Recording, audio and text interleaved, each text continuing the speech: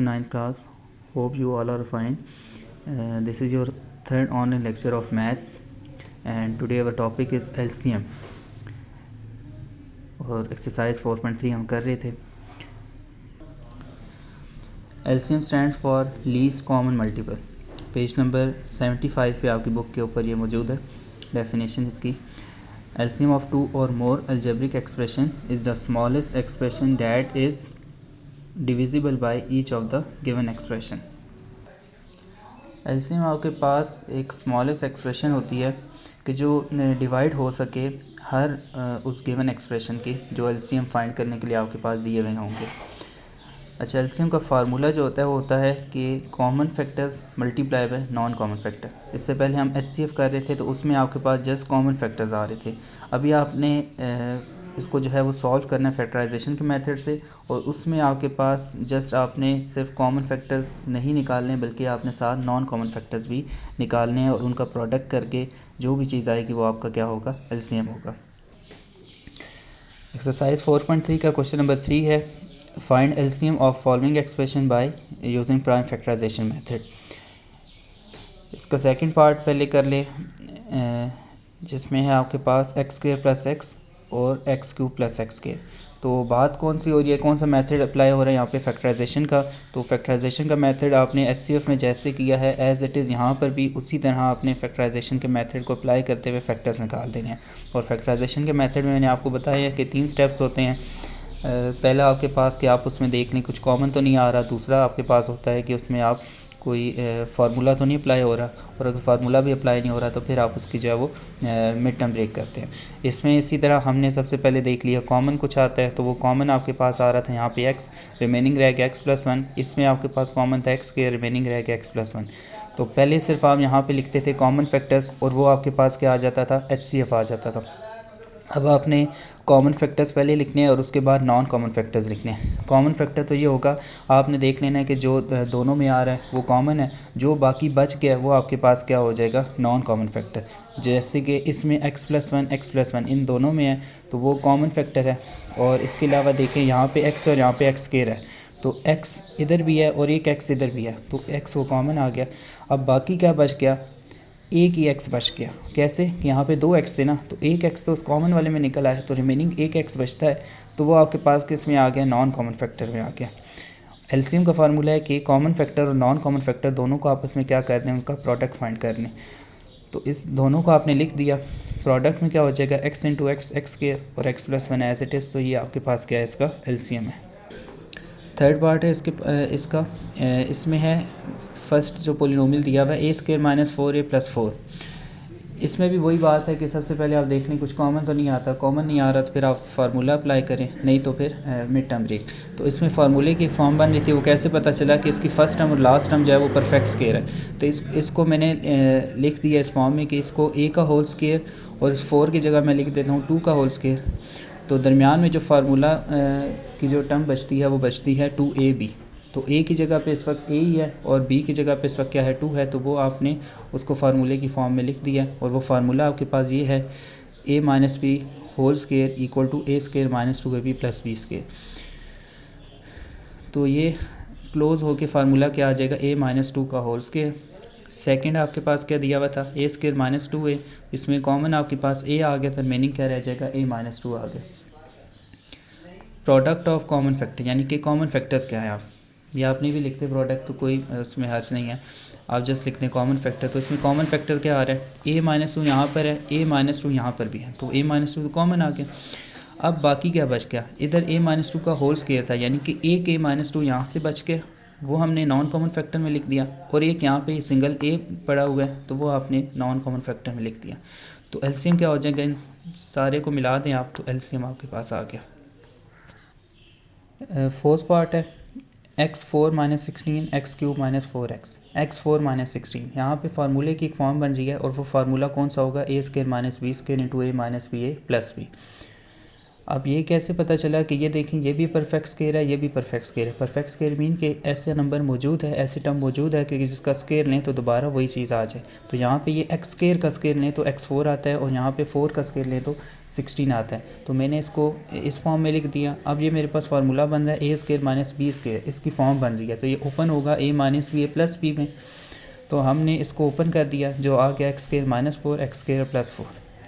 Again आपके पास ये वाला तो नहीं आगे ओपन होगा, बट ये जो चीज़ है आपके पास ये फार्मूले की फॉर्म बनती है। कैसे कि ये भी परफेक्ट स्केयर है, ये भी परफेक्ट स्केयर है, दरमियान में साइन माइनस का है। तो इसको हम लिख सकते हैं एक्स का होल स्केयर माइनस 2 का होल स्केयर। तो ये again A square minus B square की फार्मूले की फॉर्म है, जो ओपन होके एक्स माइनस 2 एक्स प्लस 2 आ जाएगा, और ये x square plus 4 as it is आ गया। तो इसके फैक्टर्स ये आ गए सारे। अब इसकी बारी है, तो इसमें भी सबसे पहले आपने देख लेना कि कुछ कॉमन तो नहीं आता। तो कॉमन एक्स था, रिमेनिंग रह गया एक्स स्केयर माइनस 4। तो ये चीज़ वही आपके पास जो यहाँ पे है। इसी तरह जैसे आपने यहाँ पे ओपन किए थे उसके फार्मूला ओपन करके फैक्टर निकाले, यहाँ पे भी आपने वही चीज़ कर दिया। कॉमन फैक्टर में क्या कर लेना, देखना है कि जो इधर भी है इधर भी है वो कॉमन लिख दिया, और जो रिमेनिंग रह जाता है वो आपने नॉन कॉमन फैक्टर में लिख देना है। एलसीएम में आपके पास आ जाएगा जो कॉमन फैक्टर्स थे और जो नॉन कॉमन फैक्टर्स थे। ये common factor multiply non common factors. अब ये x जो है वो सिंगल है, ये आप स्टार्ट में लिए हैं x प्लस 2 एक्स माइनस 2। ये देखें ये a plus B A minus B वाला फार्मूला। तो इसको क्लोज फॉर्म में आप कर दें तो क्या हो जाता है x का स्केयर माइनस 2 का स्केयर। तो x स्केयर माइनस 2 का स्केयर आपके पास आ जाएगा x स्केयर माइनस 4, और ये x square plus 4 as it is इसके साथ आ गया। अगेन ये देखें एक्स स्केयर माइनस 4 है, एक्स स्केयर प्लस 4 है, यानी कि a minus B A plus B वाले फार्मूले की फॉर्म है। तो इसको फिर क्लोज कर दें तो ये आ जाएगा एक्स स्केयर का स्केयर माइनस 4 का स्केयर। तो इसका आप स्केयर लें तो x4 आता है, और माइनस 4 का स्केयर लें तो 16 आ जाएगा। तो x इंटू x4 माइनस 16 इसका क्या बन जाएगा, एलसीएम आ जाएगा आपके पास। लास्ट पार्ट है इसका 16 माइनस 4 एक्स स्केयर। फर्स्ट जो आपके पास दिया हुआ है पोलिनोमियल, इसमें पहली चीज़ हमने जो करनी होती है वो कॉमन, तो कॉमन ले लिया आपने 4, रिमेनिंग रह गया 4 माइनस एक्स स्केयर। फार्मूले की फॉर्म बन गई 2 का स्केयर माइनस एक्स स्केयर। तो ये आ जाएगा 2 माइनस एक्स 2 प्लस एक्स। अच्छा, अब आप देखें कि ये 2 प्लस एक्स है, ये पॉजिटिव वैल्यूज़ हैं दोनों। तो इसको 2 प्लस एक्स लिखो या x प्लस 2 लिखो, कोई इस पर फ़र्क नहीं पड़ेगा। तो इसको तो मैं x प्लस 2 लिख देता हूँ। यहाँ पे आपके पास देखें क्या है, 2 माइनस एक्स है ना, तो इसको x हमने पहले लाना है और 2 बाद में लाना है। तो इसके लिए मैं इसमें से -1 जो है वो क्या ले लेता हूँ, कॉमन लेता हूँ। माइनस कॉमन लेते हैं, लेकिन साथ वो 1 मैंने लगा दिया। -1 मैं जो है इसमें कॉमन ले लिया। अब जब -1 कॉमन लिया मैंने, तो इसमें आपके पास देखें ये x जो माइनस का था वो क्या हो जाएगा, पॉजिटिव हो जाएगा, और ये जो 2 पॉजिटिव था ये क्या हो जाएगा आपके पास, ये नेगेटिव आ जाएगा। तो ये 2 माइनस एक्स की जगह क्या हो गया, x माइनस 2, जब हमने -1 कॉमन ले लिया। अब -1 मैंने शुरू में लिख दिया, 4 x माइनस 2 और x प्लस 2 आपके पास आ गया। तो ये आपके पास मैंने इसको -1 को इसके साथ मल्टीप्लाई नहीं किया, बल्कि सेपरेट ही रखा, ताकि आप एंड पे जो है वो आपके लिए वो कन्फ्यूजन ना बने। अच्छा, सेकंड है आपके पास x square plus x minus 6। कुछ कॉमन नहीं आता, मिड टर्म ब्रेक होगी क्योंकि फार्मूला भी अप्लाई नहीं हो रहा। तो 6 से 2 नंबर निकालें तो वो 3 और 2 आते हैं, कि मल्टीप्लाई करें तो 6 आए, और प्लस माइनस करें तो आपके पास 1 आ जाए। तो प्लस 3x माइनस 2x आ जाएगा। फर्स्ट 2 में कॉमन, लास्ट 2 में कॉमन, और आपके पास ये फैक्टर्स आ गए x प्लस 3 और x माइनस 2।